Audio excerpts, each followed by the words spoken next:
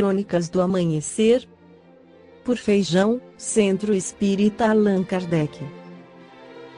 Balneário Gaivota, 12 de março de 2018. Conheça as novas bruxas, elas são gatas e bombam nas redes sociais. Parte 2.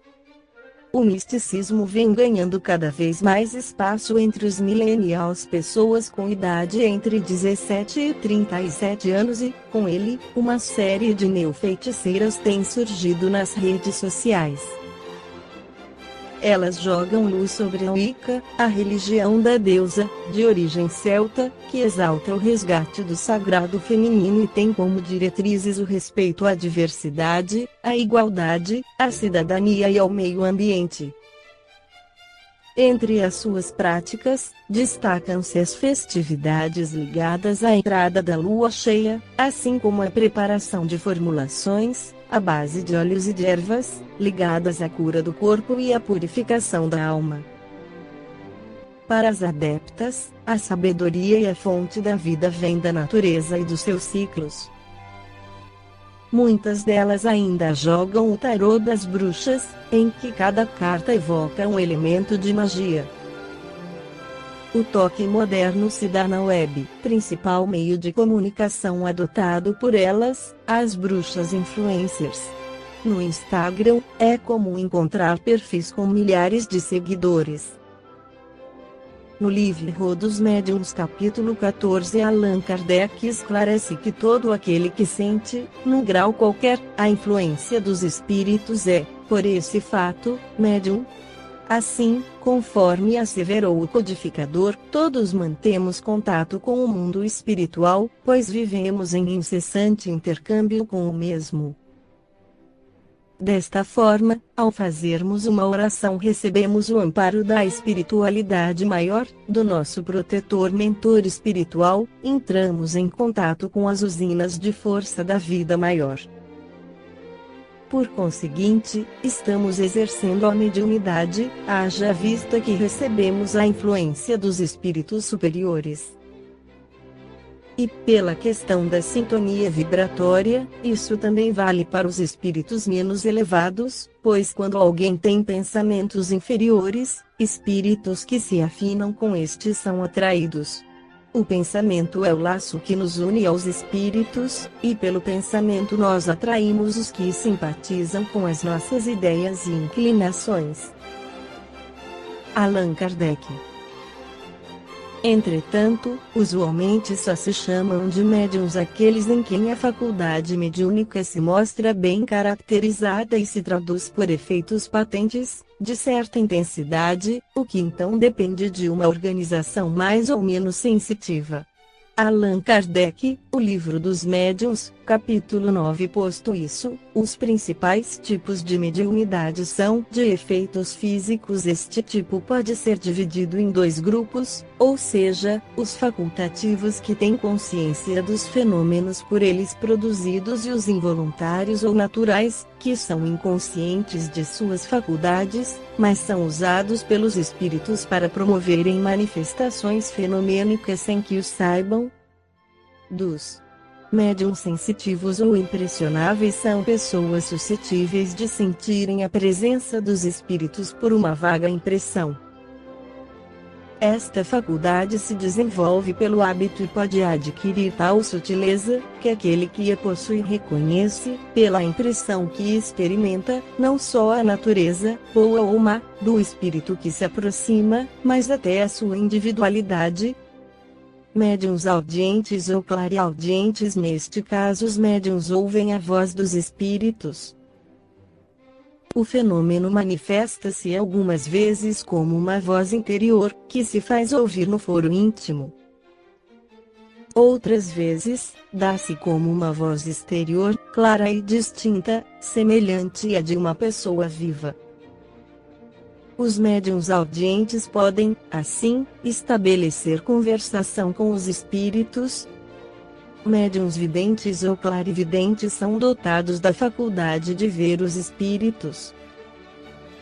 Cabe salientar que o médium não vê com os olhos, mas é a alma quem vê, e por isso é que eles tanto veem com os olhos fechados, como com os olhos abertos.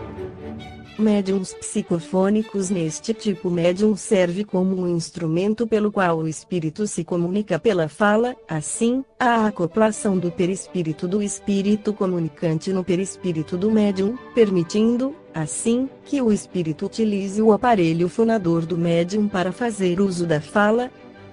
Médiuns de cura. Este gênero de mediunidade consiste, principalmente, no dom que possuem certas pessoas de curar pelo simples toque, pelo olhar, mesmo por um gesto, sem o concurso de qualquer medicação. Dir-se-á, sem dúvida, que isso mais não é do que magnetismo. Evidentemente, o fluido magnético desempenha aí importante papel. Porém, quem examina cuidadosamente o fenômeno sem dificuldade reconhece que há mais alguma coisa. A magnetização ordinária é um verdadeiro tratamento seguido, regular e metódico. No caso que apreciamos, as coisas se passam de modo inteiramente diverso. Todos os magnetizadores são mais ou menos aptos a curar, desde que saibam conduzir-se convenientemente, ao passo que nos médiuns curadores a faculdade é espontânea e alguns até a possuem sem jamais terem ouvido falar de magnetismo. A intervenção de uma potência oculta, que é o que constitui a mediunidade, se faz manifesta, em certas circunstâncias, sobretudo se considerarmos que a maioria das pessoas que podem, com razão, ser qualificadas de médiuns curadores recorre à prece, que é uma verdadeira evocação. Médiuns mecânicos. Quem examinar certos efeitos que se produzem nos movimentos da mesa, da cesta, ou da prancheta que escreve não poderá duvidar de uma ação diretamente exercida pelo espírito sobre esses objetos. A cesta se agita por vezes com tanta violência, que escapa das mãos do médium e não raro se dirige a certas pessoas da assistência para nelas bater. Outras vezes, seus movimentos dão mostra de um sentimento afetuoso. O mesmo ocorre quando o lápis está colocado na mão do médium, frequentemente é atirado longe com força, ou, então, a mão, bem como a cesta, se agitam convulsivamente e batem na mesa de modo colérico, ainda quando o médium está possuído da maior calma e se admira de não ser senhor de si. Digamos, de passagem, que tais efeitos demonstram sempre a presença de espíritos imperfeitos. Os espíritos superiores são constantemente calmos, dignos e benévolos. Se não são escutados convenientemente, retiram-se, outros lhes tomam o lugar.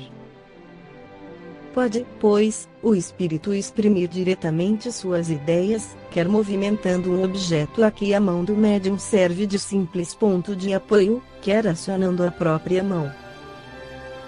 Quando atua diretamente sobre a mão, o espírito lhe dá uma impulsão de todo independente da vontade deste último. Ela se move sem interrupção e sem embargo do médium, enquanto o espírito tem alguma coisa que dizer, e assim ele acaba.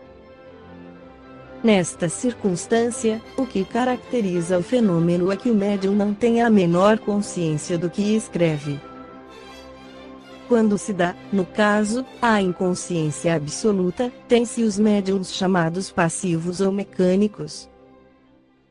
E preciosa esta faculdade, por não permitir dúvida alguma sobre a independência do pensamento daquele que escreve.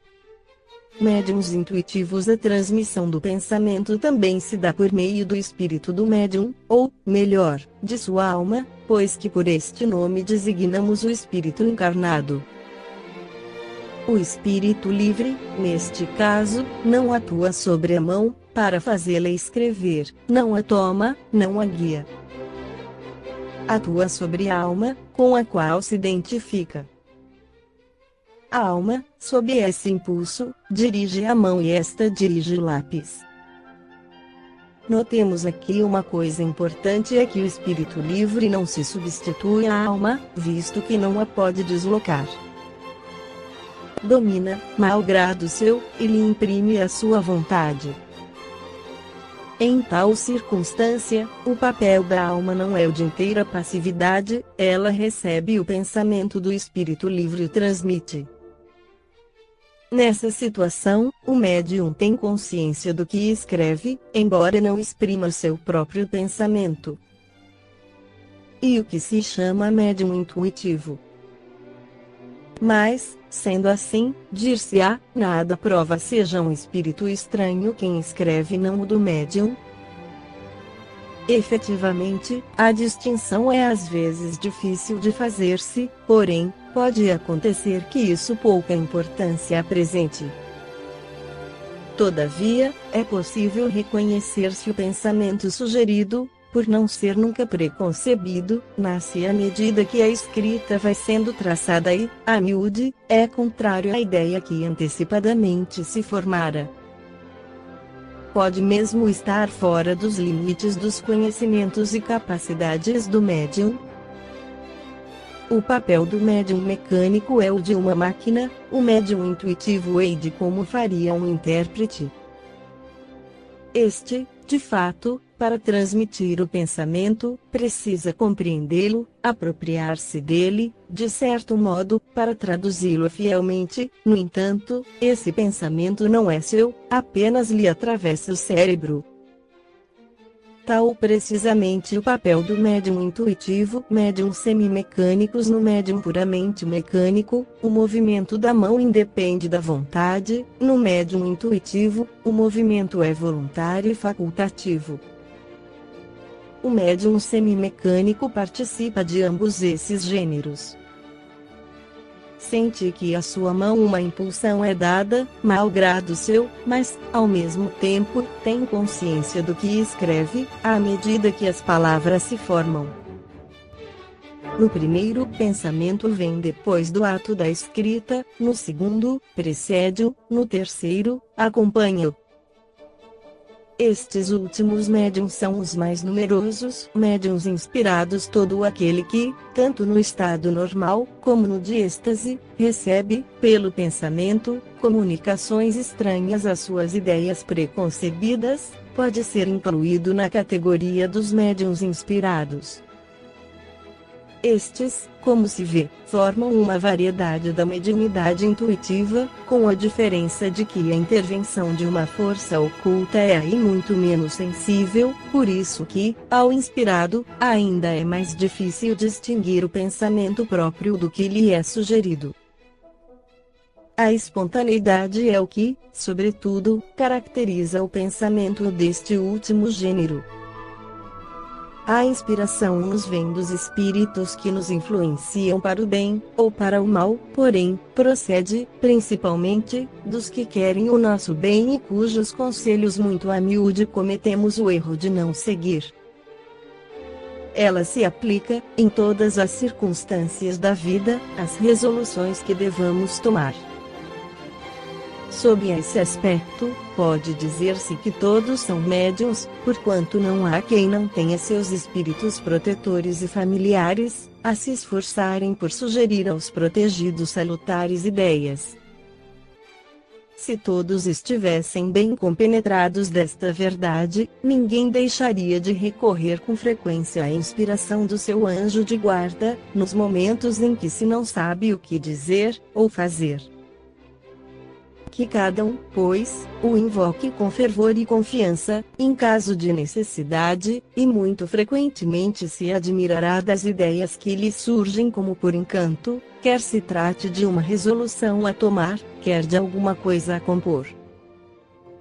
Se nenhuma ideia surge, é que é preciso esperar. A prova de que a ideia que sobrevém é estranha à pessoa de quem se trate esta em que, se tal ideia lhe existira na mente, essa pessoa seria senhora de, a qualquer momento, utilizá-la e não haveria razão para que ela se não manifestasse à vontade. Quem não é cego nada mais precisa fazer do que abrir os olhos, para ver quando quiser. Do mesmo modo, aquele que possui ideias próprias tem-nas sempre à disposição.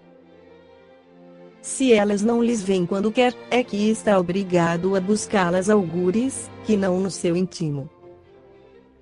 Também se podem incluir nesta categoria as pessoas que, sem serem dotadas de inteligência fora do comum e sem saírem do estado normal, têm relâmpagos de uma lucidez intelectual que lhes dá momentaneamente desabitual facilidade de concepção e de elocução e, em certos casos, o pressentimento de coisas futuras.